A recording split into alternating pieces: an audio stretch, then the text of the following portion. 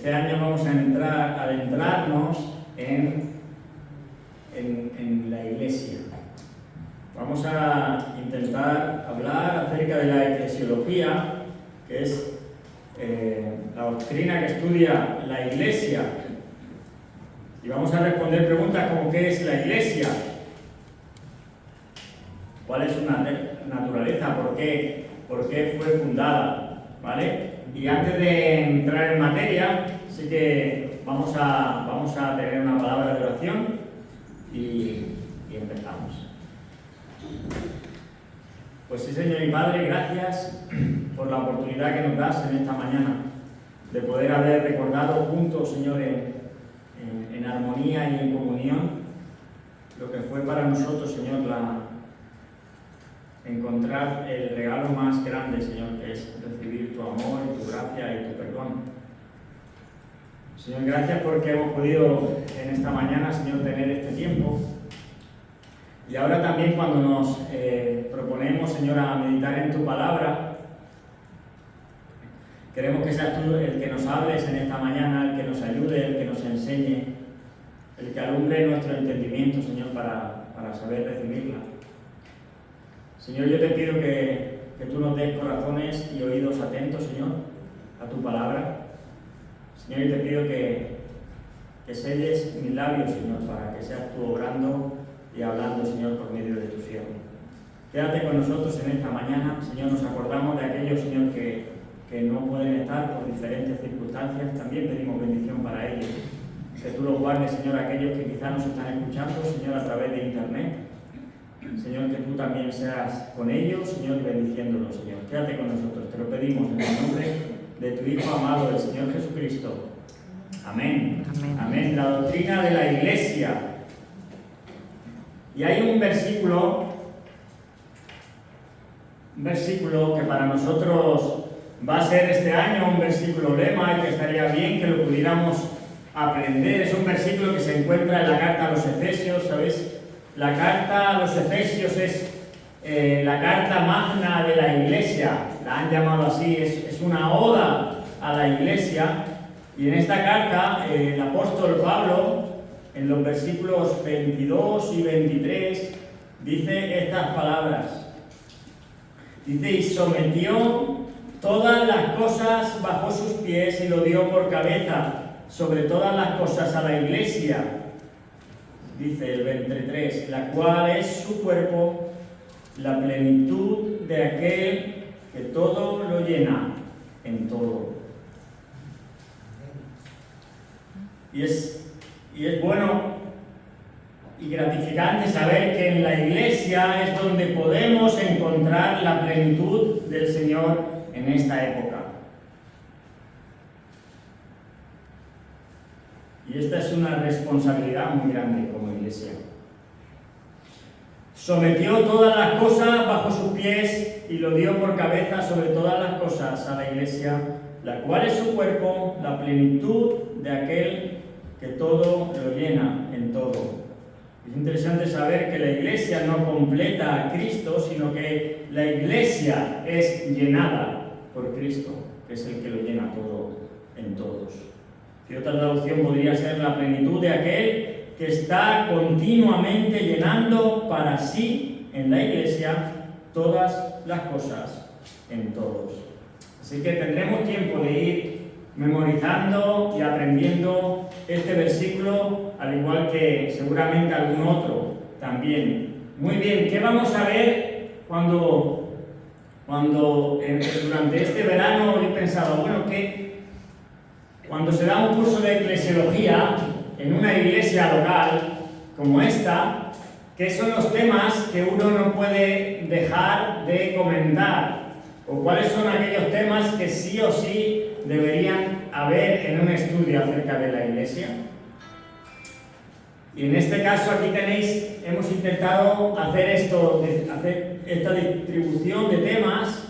Y vamos a la primera clase, que la tenéis en rojo, es esta primera. Vamos a ver una introducción a la eclesiología.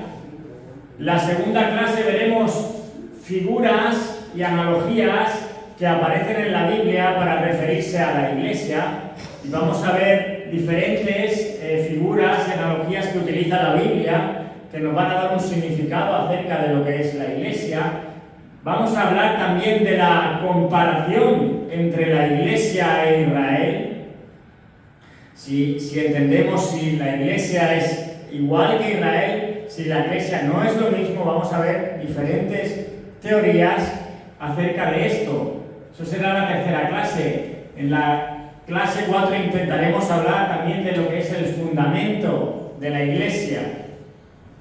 Hablaremos también del propósito, de la unidad de la Iglesia, de la membresía, de la autoridad en la Iglesia, del Espíritu Santo en la Iglesia, de las ordenanzas que hay para la Iglesia, el gobierno en sí de la Iglesia local, en el liderazgo, la disciplina en la Iglesia, el culto en la Iglesia, el creyente como adorador.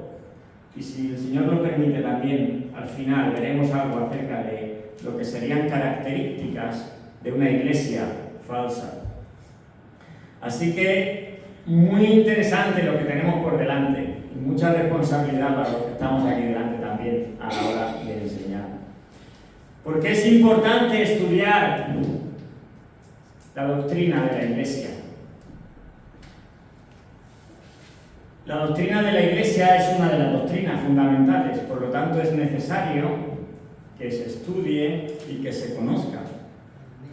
Desgraciadamente está, a diferencia de, por ejemplo, otras doctrinas, como hemos estudiado aquí, acerca de Cristo, acerca de Dios, esta doctrina ha sido la que más distinciones ha sufrido a lo largo de los años por las distintas opiniones de los hombres sobre sus diferentes aspectos. Las diferentes tradiciones denominacionales, digamos que han ocasionado o hemos ocasionado acercamientos parciales o partidistas a esta doctrina de la Iglesia, y más que para estudiarla y para aplicarla, nos hemos acercado para buscar bases bíblicas que sustenten nuestras ideas sobre alguno de los múltiples aspectos que integran el cuerpo de esta doctrina. Desgraciadamente, las diferencias posicionales sobre esta doctrina están separando y enfrentando a los cristianos a lo largo y ancho del mundo. Decía Francisco Lacueva en su libro de formación teológica, hablando acerca de la Iglesia, el cuerpo de Cristo, dice: el día que nos pongamos de acuerdo acerca del concepto de Iglesia y sobre todo acerca del concepto del ministerio en la Iglesia y del alcance y la función del carisma correspondiente, dice, la unidad de los cristianos será una realidad visible el día que nos pongamos de acuerdo. De ahí que para nosotros es importante estudiar esta doctrina y la responsabilidad, como decía, para los que nos toca enseñarla. También creemos que el estudio de la doctrina de la Iglesia es de una importancia vital en el tiempo presente, ya que la Iglesia es el proyecto divino de Dios para esta dispensación. Y si no has oído lo que es la palabra dispensación, ¿te suena un poco raro esta palabra? Bueno, dispensación en la Biblia tiene que ver con un periodo que se refiere a la forma en la que Dios interactúa con el hombre, con el ser humano, durante cierto tiempo establecido. Pues había una antigua dispensación que era con Dios a través del pueblo de Israel, y entendemos que hay una nueva dispensación, y en esta dispensación el proyecto divino tiene que ver con la Iglesia. Aquellos que han sido o que son incorporados por medio del Espíritu Santo a la Iglesia de Jesucristo. Entonces, desde el principio, este libro, ¿de qué nos habla? ¿Quién sabe de qué nos habla este libro? La historia de la salvación. La historia de la salvación y de la redención desde el principio es lo que la Biblia narra. del principio hasta el final.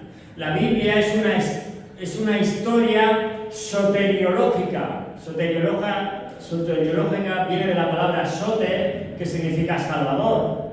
Así que la Biblia es una palabra o una historia soteriológica y, como decimos, una parte importante en el presente de esta historia de salvación tiene que ver con la Iglesia. La historia del mundo, como sabéis, lo que conocéis la Biblia, comienza en la creación. Génesis, capítulo 1, Dios creó los cielos y la tierra. Cuando en un momento el hombre decide desobedecer, el hombre cae en su pecado, dice que Dios en Génesis capítulo 3 y versículo 15 hace una primera promesa cuando le dice a la mujer: de tu simiente vendrá uno que pisará la cabeza de la serpiente. Y de una forma muy velada se empieza Dios ese proceso donde Él va a buscar redimir al hombre. En un momento determinado en la historia, Él escoge a un hombre. Él escoge a un hombre llamado Abraham. Un hombre pagano, adorador de ídolos. ¿Por qué Dios escoge a Abraham? Porque Dios es Dios. Pero en este momento en la historia Dios escoge a este hombre y le hace una promesa, Génesis capítulo 22, de que en ti serían benditas todas las familias de la tierra. De manera que por medio de la descendencia de Abraham va a venir bendición. Más adelante Dios rescata a su pueblo Israel de Egipto. ¿Os acordáis la historia de Moisés? Y va a constituir una nación. ¿Cuál era el propósito de Israel? ¿Qué era lo que Israel tenía que hacer? ¿Qué tenía que hacer? Dar testimonio de Jehová a los otros pueblos. ¿Sí? Israel tenía que ser santo. Sed santos, como yo, porque yo soy santo. De manera que Israel, al ser santo, él, como hemos dicho, como decía la hermana, fuera luz a las naciones. Para que Israel pudiera ser esa luz que trajera bendición a las naciones. Pero en vez de eso, Israel se vuelve elitista. Se encierra y rechaza a las naciones, las menosprecia. ¿Sabéis cómo llamaban los judíos en los tiempos de Jesús a los gentiles? Perros. Perros. ¿Sabéis por qué los judíos se lavaban muchas veces las manos antes de comer? Por si acaso en el camino habían tocado un gentil. Por si acaso. De manera que en vez de ser luz, Israel está además imitando a las naciones en sus pecados. De manera que Israel deja de ser el siervo del Señor, que tenía que ser luz a las naciones por medio de una vida de santidad. Y entonces, de momento, en la historia de la redención, en la Biblia vemos que en los profetas nos hablan de que vendrá uno que será el siervo del Señor, que nosotros sabemos que es el Señor Jesús, que va a cumplir con el propósito que Dios tenía para su pueblo.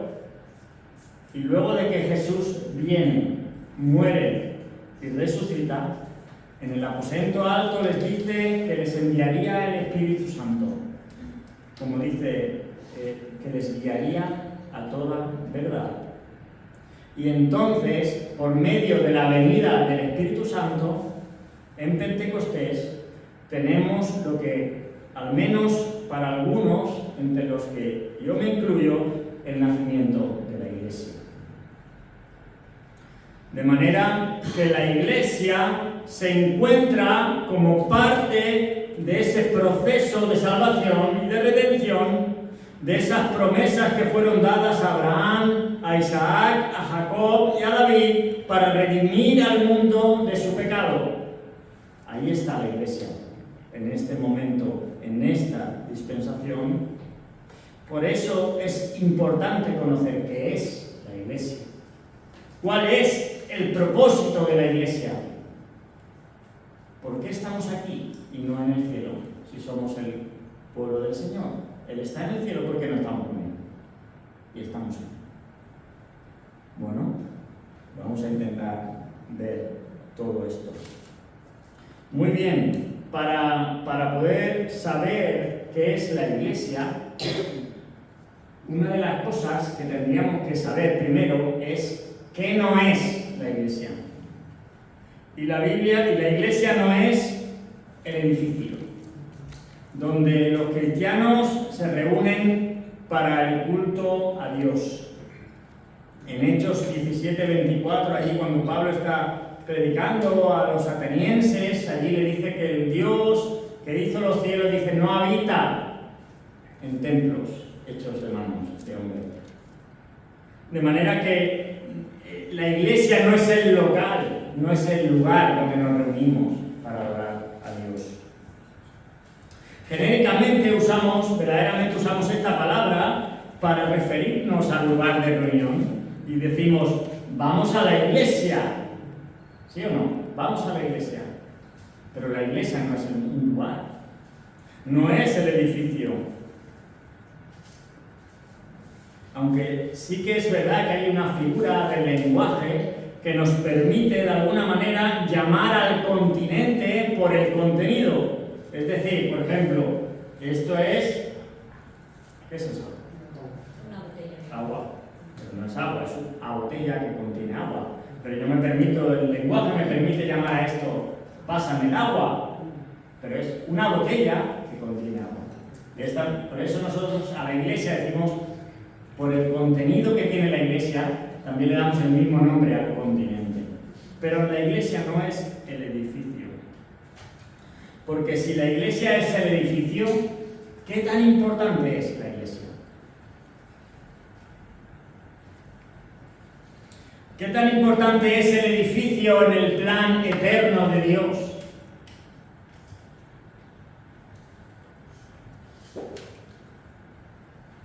Si la iglesia es el lugar o el edificio donde se reúne la gente, la iglesia no tiene ninguna importancia.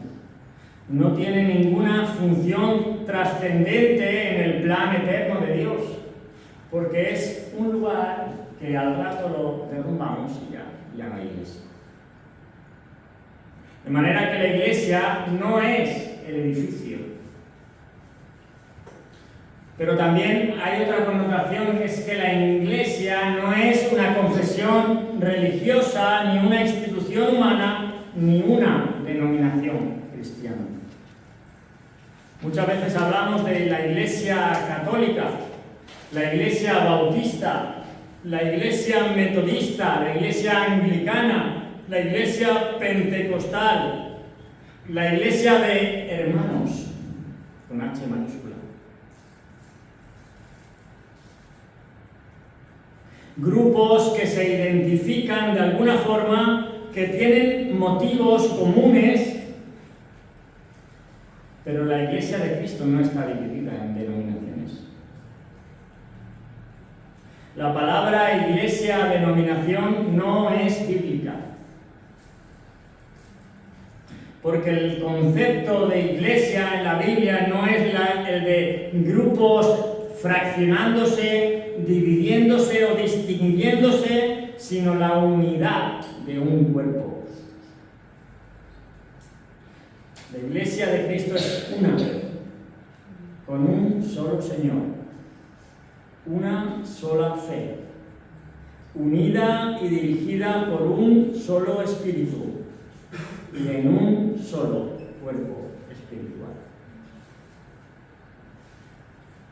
Esta es la unidad que debemos procurar mantener todos los que formamos parte de ella.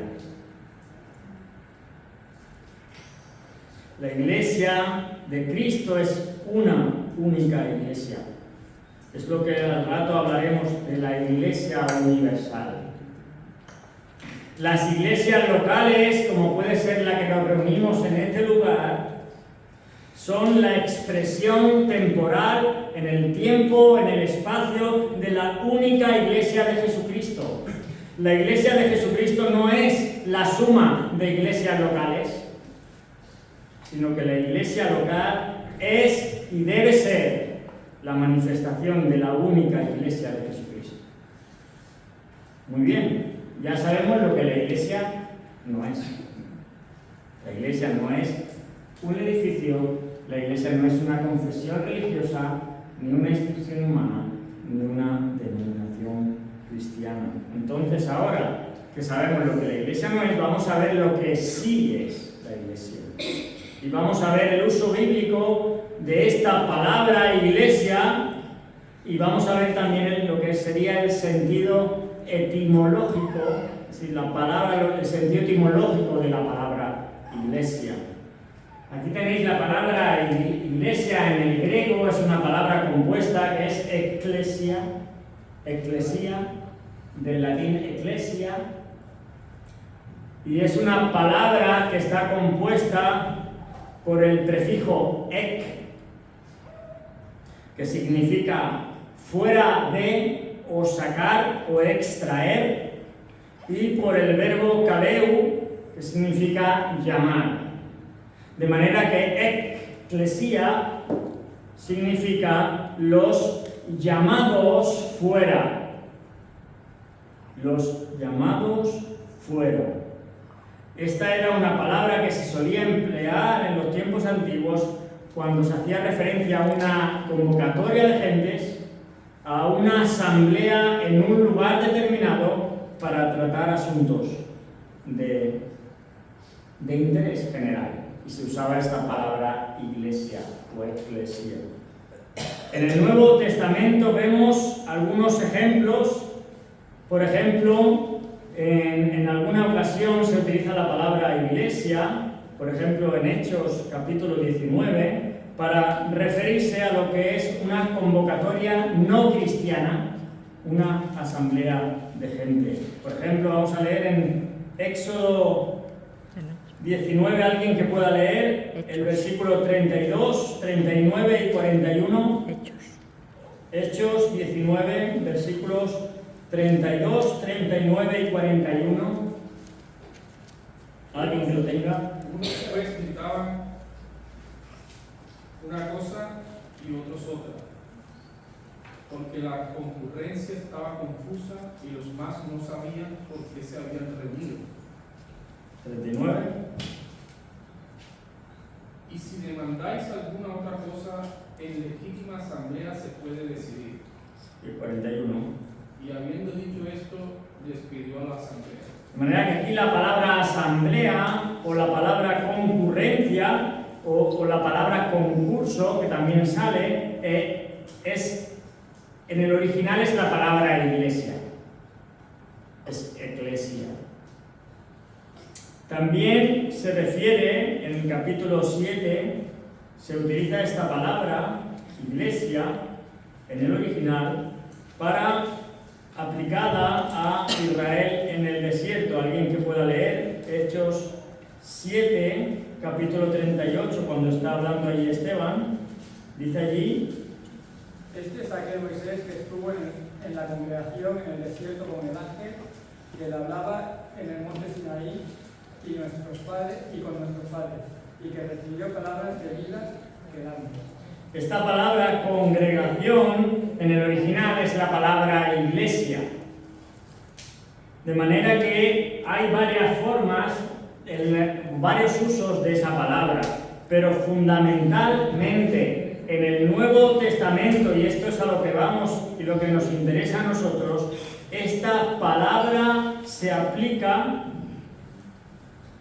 como dice Ernesto Trenchard en uno de sus libros, para designar al nuevo pueblo espiritual redimido por la sangre de Cristo, que había de formarse como resultado de la obra de la cruz, el triunfo de la resurrección y la venida del Espíritu Santo. Esta es la iglesia, este es el sentido que encontramos en el Nuevo Testamento acerca de la palabra iglesia. manera que ese es el nuevo pueblo espiritual. Los llamados fuera. Y este concepto está desarrollado por algunos escritores bíblicos. Por ejemplo, es el concepto que tiene Pedro en Primera de Pedro. ¿Alguien que pueda leer Primera de Pedro 2, capítulo 9? Vemos este concepto de los llamados fuera. Primera de Pedro 2, versículo 9. Mas vosotros sois linaje escogido, real sacerdocio, nación santa, pueblo adquirido por Dios, para que anunciéis las virtudes de aquel que os llamó de las tinieblas a su luz admirable. Mas vosotros sois nación santa. La palabra santa, santo es la palabra separado, llamado fuera. El que nos llamó de las tinieblas a su luz. También la encontramos, este mismo concepto, además de en Pedro, lo encontramos en Pablo, en Colosenses, capítulo 1 y versículo 13. ¿Alguien lo puede leer con voz fuerte? Colosenses 1, 13.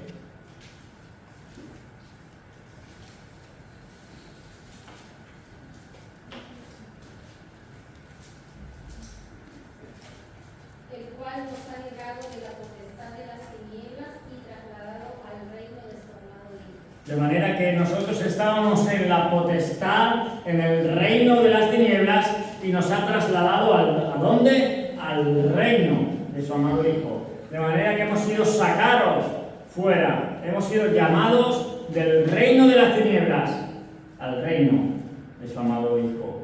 De manera que este concepto de iglesia está desarrollado también por diferentes escritores bíblicos. Muy bien, ahora hay algunos conceptos, hay más conceptos, pero me gustaría dejar claro dos conceptos que nos van a ayudar a tener una definición bíblica de lo que es la iglesia. El primer concepto es este de aquí. La iglesia es un pueblo de propiedad divina. ¿Alguien que pueda leer Mateo 16 y versículo 18?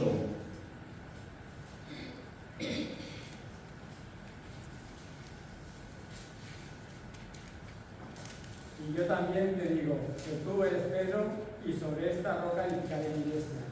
Y las puertas del Hades no prevalecerán contra ella. Tú eres Pedro, y sobre esta roca edificaré la iglesia. ¿La? No. Mi iglesia. Es un pronombre personal posesivo. Hermanos, la iglesia es suya. Es suya.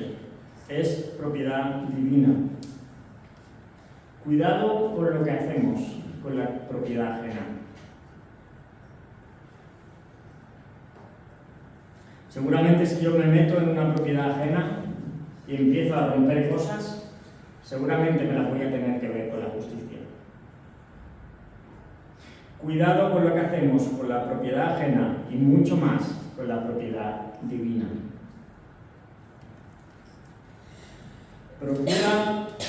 Procura no romper nada en la iglesia de Jesucristo. De manera que la iglesia es un pueblo de propiedad divina. Y el segundo concepto que me gustaría indicar aquí es que la iglesia es un regalo del Padre al Hijo. Voy a leeros para vosotros Juan capítulo 17, versículo 6. He manifestado tu nombre a los hombres que del mundo me diste. Tuyos eran y me los diste, y han guardado tu palabra. Versículo 9. Yo ruego por ellos, no ruego por el mundo, sino por los que me diste, porque tuyos son. Versículo 11. Y ya no estoy en el mundo, mas estos están en el mundo, y yo voy a ti. Padre Santo, a los que me has dado, guárdalos en tu nombre, para que sean uno, así como nosotros. Y versículo 12. Cuando estaba con ellos en el mundo, yo los guardaba en tu nombre.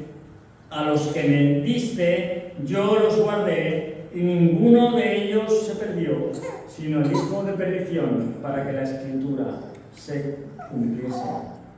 De manera que eran tuyos y me los diste. Es un regalo del Padre al Hijo. Y este regalo de Dios a su Hijo trae como consecuencia estabilidad y seguridad. Juan capítulo 6, versículo 37.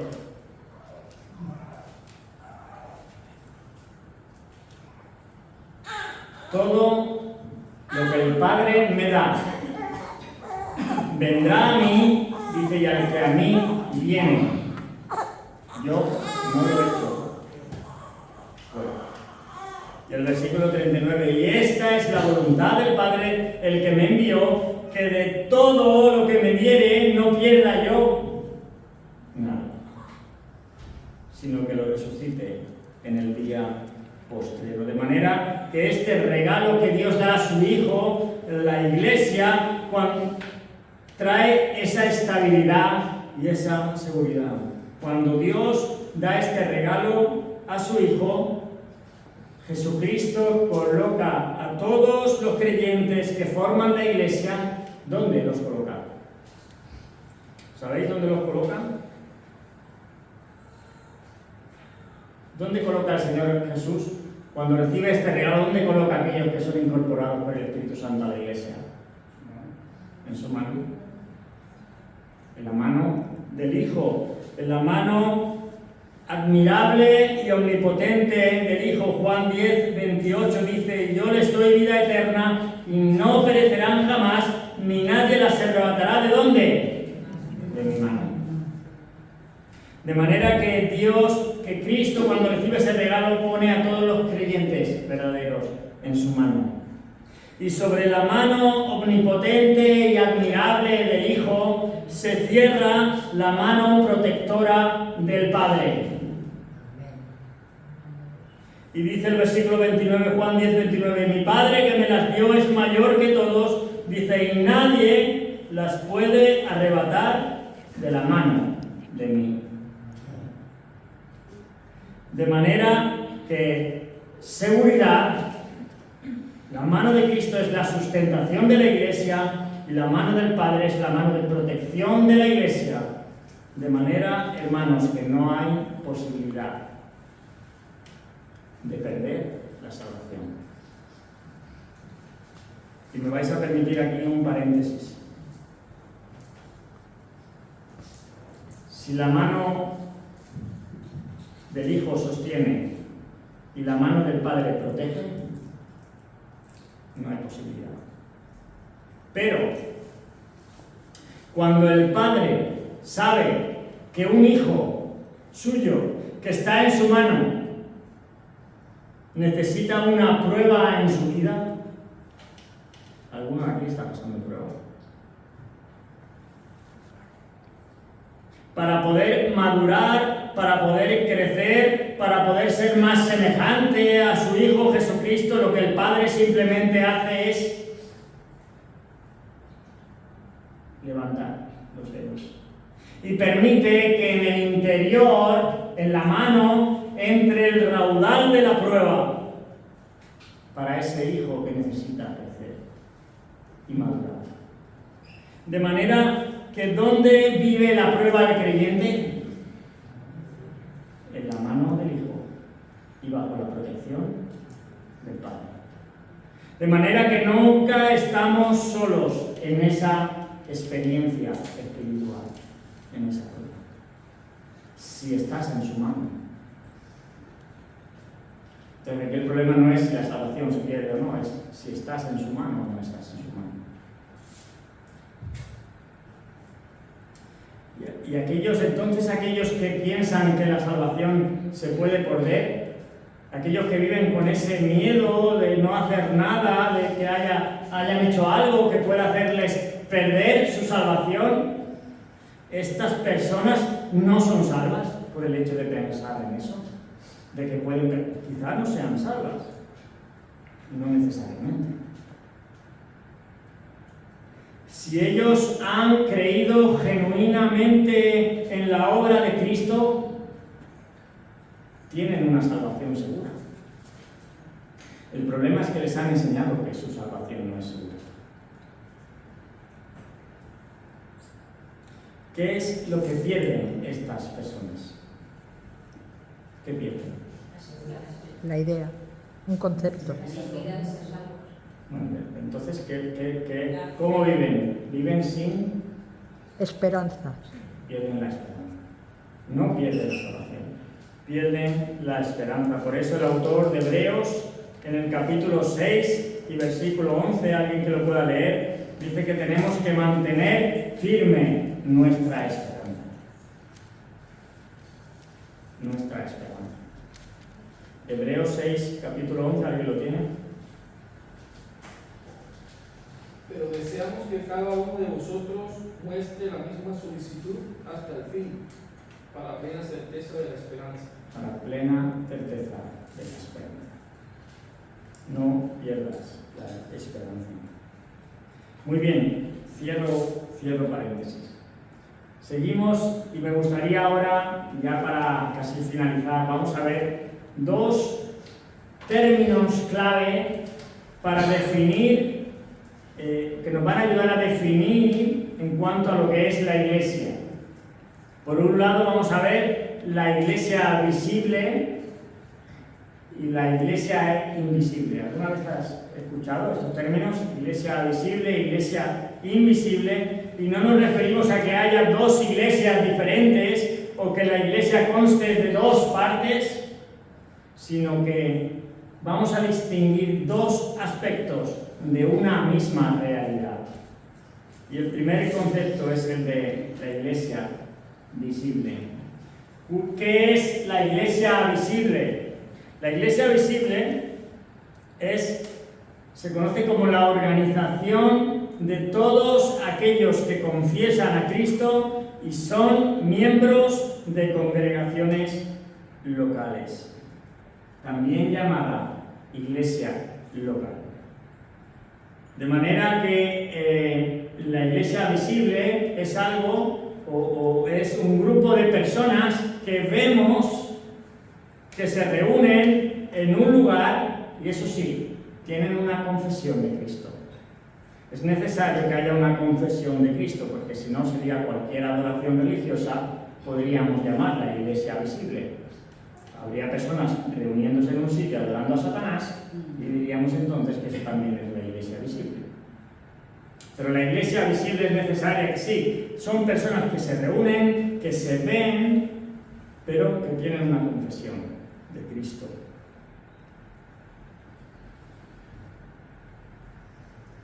De manera que hoy, en esta mañana, en este lugar, está reunida la iglesia local, que se reúne en el Passatge Jaume Roig, número 14. Pero bien, hay personas que confiesan a Cristo en la iglesia visible, pero es de labios hacia afuera. Hay muchos incrédulos que dicen creer. Sus palabras confiesan a Cristo, pero con sus hechos lo están negando. Iglesia visible. ¿Cuál es el siguiente concepto? Es la iglesia invisible. Y aquí la definición de iglesia invisible tiene que ver con la suma total de todos los creyentes, y aquí tiene la palabra clave, verdaderos. Creyentes verdaderos, tanto vivos como muertos, de manera que la membresía en la iglesia invisible no expira con la muerte, los cuales están unidos por el Espíritu Santo en el cuerpo de Cristo. Creyentes verdaderos, tanto vivos como muertos, que están unidos por el Espíritu Santo en el cuerpo de Cristo. De manera que la iglesia invisible es conocida únicamente por Dios. Es lo que se conoce por la iglesia universal.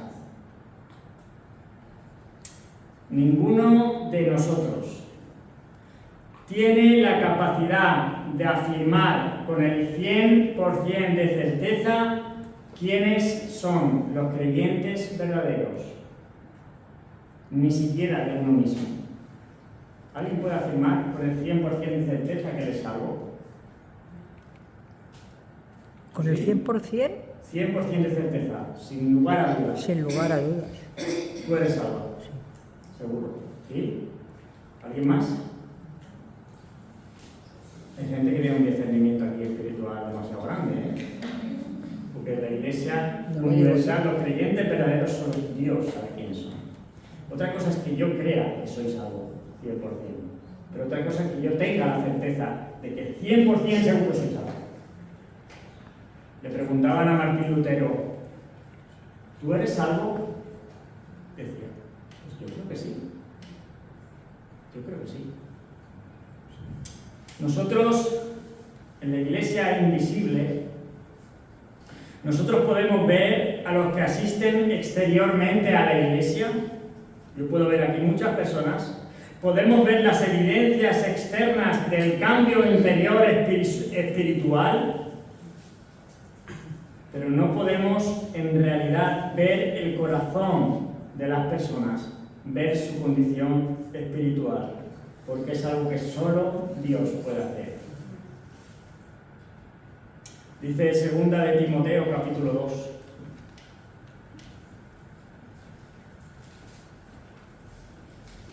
Segunda de Timoteo 2:19 dice, pero el fundamento de Dios está firme teniendo este sello. Conoce el Señor a los que son suyos. Es algo que solo Dios puede hacer. La Iglesia invisible, solo Dios la conoce. Dios quiera que todos los que estamos aquí seamos miembros de la Iglesia invisible, de la Iglesia de Jesucristo. Pero desgraciadamente, lo que yo veo como Iglesia, es decir, la Iglesia visible, siempre va a ser una mezcla de creyentes verdaderos y de creyentes profesantes. Siempre. Segunda de Timoteo también, el versículo 17, por ejemplo, le advierte a Timoteo, el capítulo 2, que hemos leído antes del 19, su palabra dice que comerá como gran vena, de los cuales son Himeneo y Fileto, dice que se desviaron, formaban parte de la Iglesia visible y se desviaron de la verdad. Hechos capítulo 20, versículo 29, también podemos leer allí. Miembros en la iglesia local. 20, versículo 29 y 30 dice, porque yo sé que después de mi partida entrarán en medio de vosotros lobos rapaces que no perdonarán al rebaño, y de vosotros mismos se levantarán hombres que hablen cosas perversas para arrastrar así a los discípulos. O el propio Señor Jesús en el Sermón de la Montaña, cuando Él dice, por sus frutos los conoceréis. Habrá entre vosotros no todo el que me dice Señor, Señor. De manera que en la iglesia visible siempre va a haber creyentes verdaderos, una mezcla de creyentes verdaderos y creyentes profesantes, que profesan, que confiesan a Cristo, pero con el corazón lo están ganando. ¿En qué grupo estás tú? ¿En qué grupo estoy yo? Dios quiere, como decía, que todos los que estamos aquí, y si hay alguien que aún no ha entendido el Evangelio, pueda abrir su entendimiento a lo que Dios dice y en ser incorporado por el Espíritu Santo en la Iglesia de Jesucristo, en la Iglesia universal, en la Iglesia invisible. Y tiempo es pasado y quiero terminar con esto. Hay una definición de iglesia, una definición evangélica acerca de lo que es la iglesia, que nos debe hacer pensar y nos debe hacer recapacitar. Y es esta que tenéis aquí, es la iglesia, es la presencia unificada y continua de Cristo, compuesta de todas las personas que han confiado en el Evangelio de Cristo. La presencia unificada y continua de Cristo. ¿Qué es la Iglesia? Es Cristo en la tierra. Es la imagen de Cristo en la tierra. Si alguno viene a una iglesia local, como puede ser esta, y ven en ella perversión, orgullo, materialismo, eso será para ellos Cristo.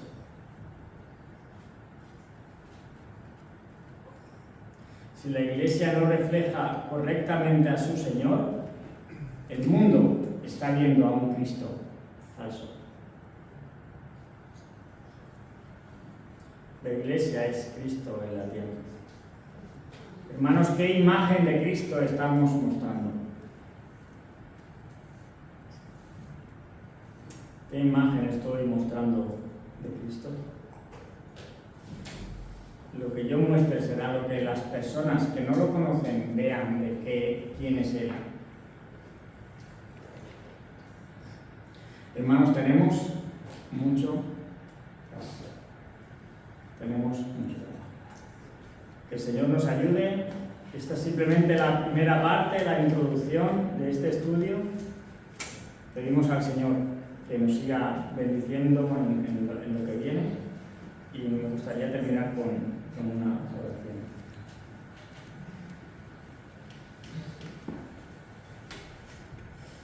Pues sí, Señor y Padre, gracias, Señor, porque hemos podido entrar en tu palabra, hemos podido meditar en ella, Señor. Como decíamos al final, que la Iglesia es la manifestación de Cristo aquí en la tierra. Por eso estamos aquí, Señor. Por eso tú nos has dejado todavía en este lugar. Señor, ayúdanos a reflejar correctamente a Cristo. Para que las personas que aún no han entendido el Evangelio, que aún no han conocido, no han tenido un encuentro personal con el Señor Jesús, puedan ver y conocer al Señor Jesús que yo conocí en ti. Aquel que se entregó por mí, a pesar de mí, a pesar de lo que yo era. Señor, Él se entregó. Y hemos recordado en esta mañana nuevamente su muerte y su resurrección. Señor, ayúdanos. Tenemos mucho trabajo, Señor, pero no queremos romper nada en tu Iglesia. Señor, danos sabiduría, danos entendimiento, danos también discernimiento de espíritu y de corazón para entender los tiempos que nos toca vivir y ser un fiel reflejo de nuestro Señor Jesucristo. Quédate con nosotros, Señor, te lo pedimos en el nombre de tu Hijo amado, el Señor Jesús. Amén.